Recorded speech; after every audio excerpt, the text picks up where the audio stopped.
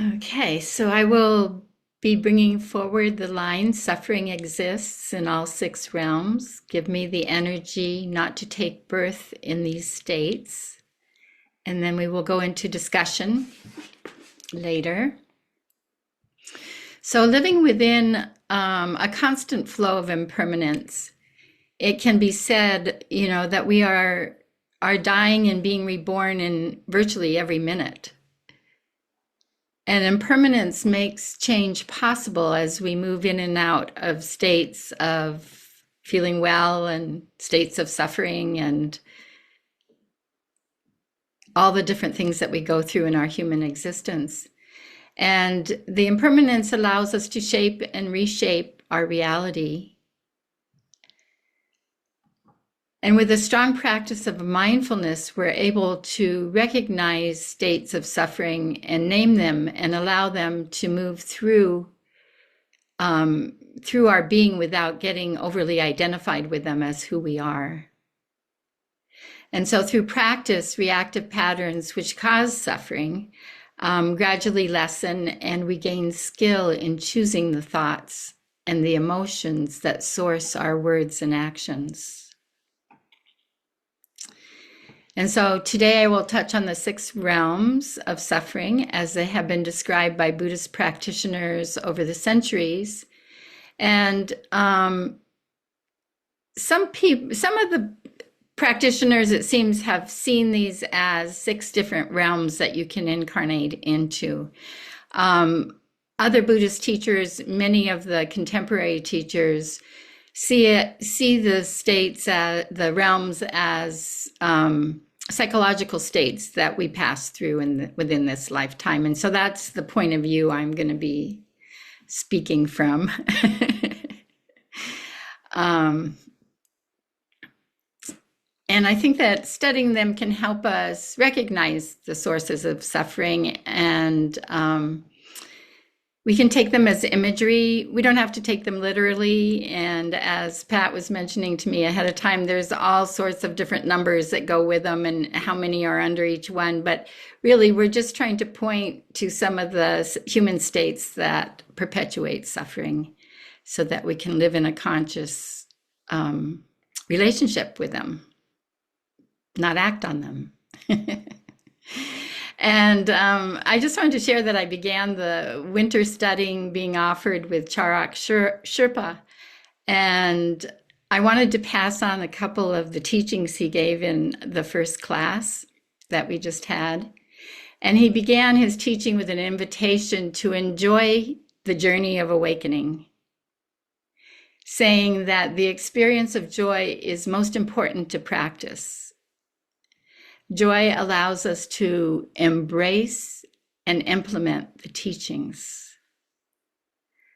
And so I appreciated that. And the second thing that he spoke to was that we are each responsible for finding our way to implement the teachings. And he was saying that this is with the goal being mind transformation.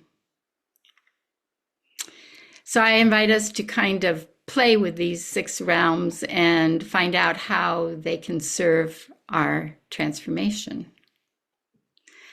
And I don't know what order, I've seen them in different orders, but I will start with the God realm, which is a realm where we tend to feel special and above suffering of other people. And we live in privilege with pride. And the God realm can be described as living in a protected environment of luxury where the hard edges of life don't touch you. And here you are one of the beautiful people, and you live only for those that you deem worthy to relate to. And all you need is served to you, and life is like a concert today and an opera tomorrow and dinner on the terrace and a bouquet of flowers. And it made me think when I was reading about this that it's the Buddha's life prior to leaving the palace that he was raised in. It sounded like a description of that. And prior to his becoming aware of the suffering in the world. And though I don't think any of us have been living in such existence, I think we all have ways that we hold ourselves above the fray of suffering, and in our minds we judge who's worthy or not worthy, or we have moments of being sort of resting in our superiority. I mean, I find that is just such a common, God, I don't know if anybody else does, but that one is really common for me at times. And in his teaching of the six realms, I was reading some of Ken MacLeod's work. He offers 3 questions that we can meditate on when we witness our minds working inside one of the realms. And he assigns 1 word to each of the realms that he changes in these 3 questions. And for the God realm, the key word he gave was maintain. And he thought, when we catch ourselves in such a place of feeling superior or whatever, what am I trying to maintain in this situation? Do I need to maintain it? And is maintaining called for at all? So those were the questions that he was asking. And a lot of his teaching is about taking you into deep meditative states to become aware of these. And so the next realm is the demigod realm, which where suffering ensues largely from a state of jealousy or competition, aggression. And in the demigod realm, it is about attaining great wealth and all that it can buy. It is a drive to achieve all the power and the ability of the gods. Yet all the status, wealth, ability, power, or happiness achieved falls short, and life still feels empty. It's an inability to enjoy what we have because we compare ourselves with others who have more. We look at other people and see if they have more intelligence, more beauty, more wealth, more friends, more connections. And it continually reinforces a sense of lack.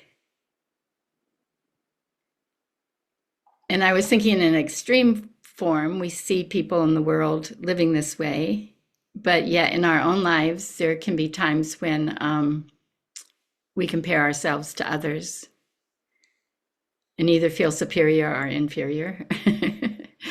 Anyway, achieve is the key word that MacLeod gives to the demigod realm. So he asks, what am I trying to achieve in this situation? Do I have to achieve it? And is achieving called for at all?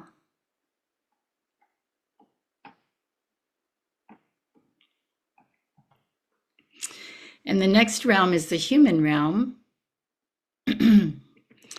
And that was interesting. I didn't know what to think of all these realms, and the human realm is one of them. And all forms of the suffering that we're naming exist within the human realm. And yet, in the human realm, we have the potential of awakening.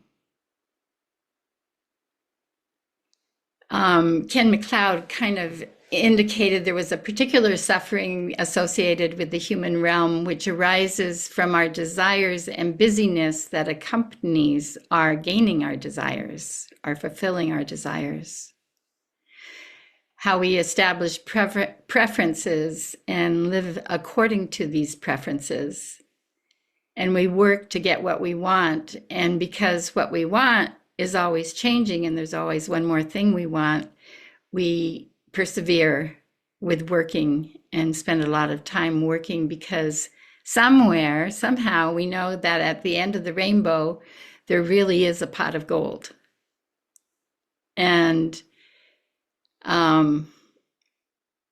yeah, I feel like our whole educational system to me, there's a postponement in this of living fully until you achieve something that you're desiring, which I felt was really embedded in the school systems of waiting to become somebody until you finish school.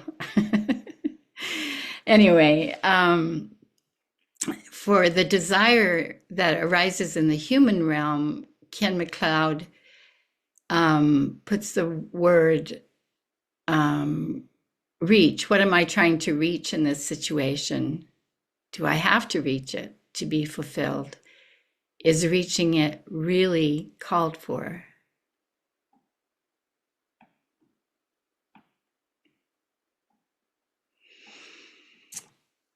And then we come to what they describe as the animal realm, which is living very instinctually. And of course, we all have instincts and we rely on them. But it was interesting. Charak was speaking about this in his teaching the other day, and he was saying that in the animal realm, the animals can never fully relax because every animal is a prey to another animal. And so that even when the deer is sleeping, their ears are twitching and listening, and they don't have the capacity to just lie down and fall into a deep sleep as we do as humans when we have shelter. And it's interesting because, I have had fear run through my life quite a lot. I think and a lot of people with post-traumatic stress do carry fear. And it's sort of this kicking in of never being able to deeply relax into letting go. And one thing that was interesting that Ken MacLeod said was that we are extremely proficient inside of our conditioning, but outside of conditioning, we don't have an idea of how to function. And I just found that an interesting piece to contemplate. And he placed that inside the animal realm. So his word for the animal realm is survive. And the question is, what am I trying to survive in this situation? Do I have to survive it? Is surviving called for at all?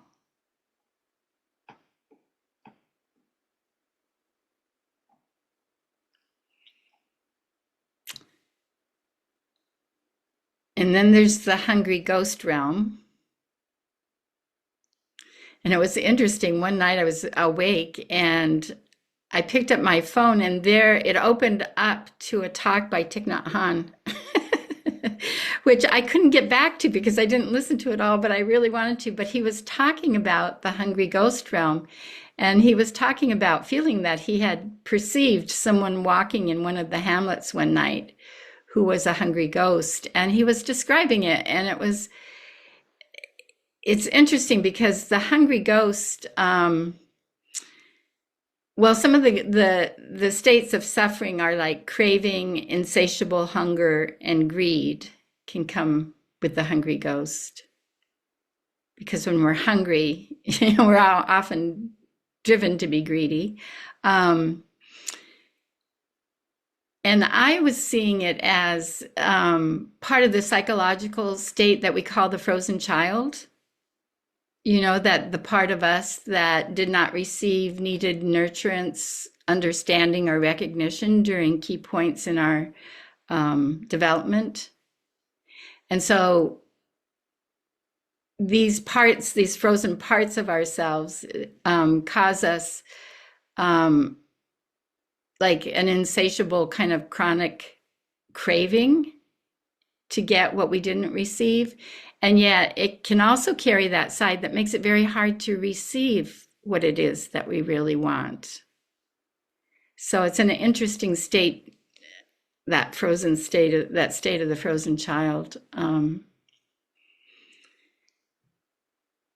And I was also realizing that disconnection from the truth of our being can stimulate an all-consuming avarice in an attempt to become somebody or to prove ourselves. And I think that's very common in our in the materialistic worldview we've all been raised in. So anyway, the word that Ken gave to this one is take. And the question is, what am I trying to take from this situation? Do I have to take it? Is taking it called for at all?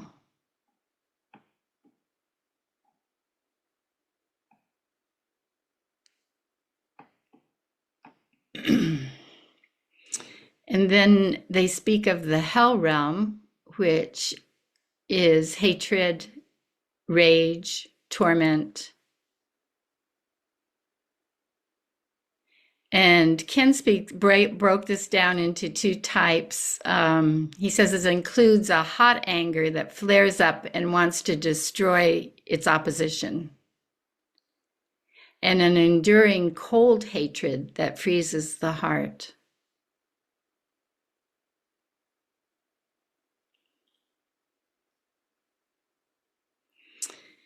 And he put the question oppose here. I mean, in the word oppose. What am I trying to oppose in this situation? Do I have to oppose it? And is opposing it called for?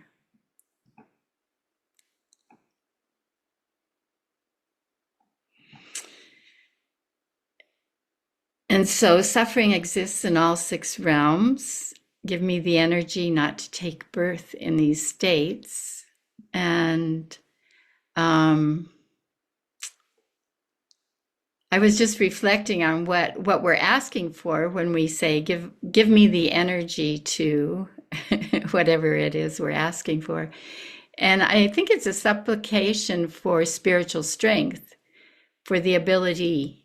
I think ability could be another word. Give me the energy, give me the ability to act from interior alignment with my true nature.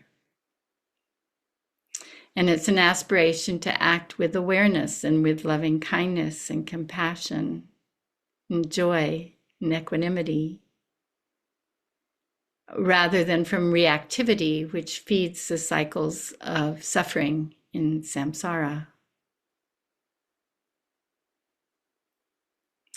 And so I think this particular line is us asking or praying for the energy not to give life force to suffering.